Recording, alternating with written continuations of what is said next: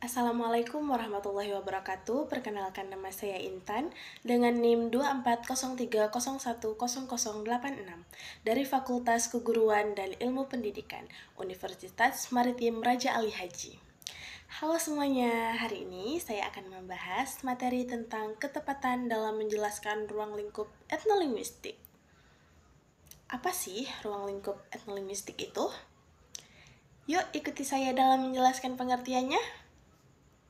Nah, jadi etnolinguistik itu adalah bidang ilmu yang mempelajari hubungan antara bahasa, budaya, dan masyarakat dengan berfokus pada 3 aspek, yaitu poin yang pertama, 1. Bahasa sebagai alat komunikasi dan refleksi budaya. 2. Pengaruh budaya terhadap bahasa dan sebaliknya. 3. Bahasa dalam membentuk dan merefleksikan identitas etnis dan nasional. Selanjutnya, ada ruang lingkup etnolinguistik.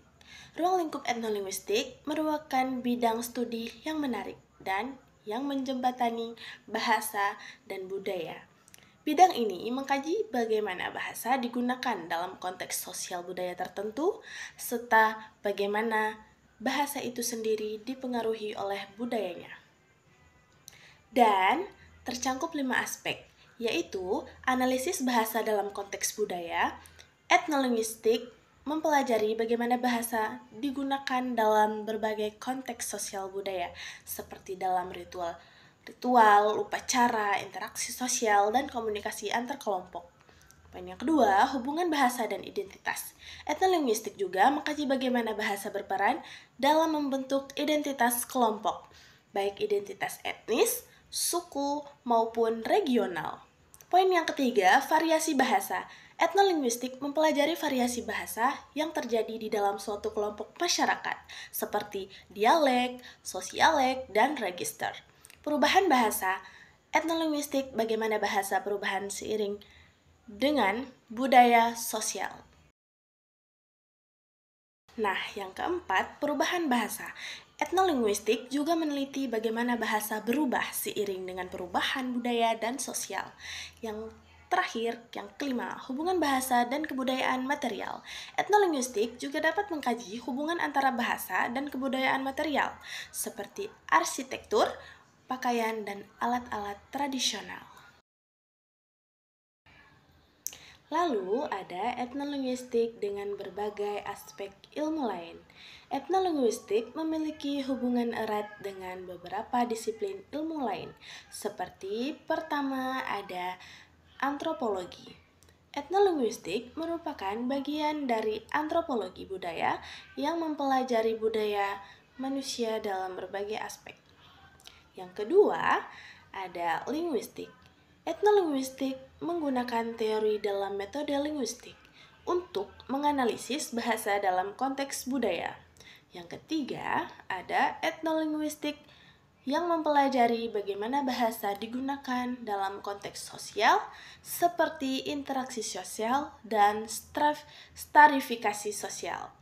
Yang keempat, ada sejarah. Etnolinguistik dapat membantu memahami sejarah budaya dan bahasa suatu kelompok masyarakat. Nah, selanjutnya ada kajian etnolinguistik. Berikut beberapa contoh kajian etnolinguistik. Yang pertama, ada kajian tentang bahasa daerah di Indonesia. Nah, etnolinguistik dapat digunakan untuk mempelajari bagaimana bahasa daerah Indonesia digunakan dalam berbagai konteks budaya, seperti dalam ritual, upacara, dan interaksi sosial. Dan yang kedua, kajian tentang bahasa gaul. Etnolinguistik dapat digunakan untuk mempelajari bagaimana bahasa gaul berkembang dan digunakan dalam konteks budaya remaja. Yang ketiga, ada kajian tentang bahasa politik. Etnolinguistik dapat digunakan untuk mempelajari bagaimana bahasa digunakan dalam politik, seperti dalam pidato, politik, dan kampanye politik. Jadi, simpulan materi yang terdapat di atas menjelaskan bahwa etnolinguistik merupakan bidang studi yang penting untuk memahami hubungan antara bahasa dan budaya Bidang ini memberikan perspektif yang unik untuk memahami bagaimana bahasa digunakan dalam berbagai konteks sosial budaya.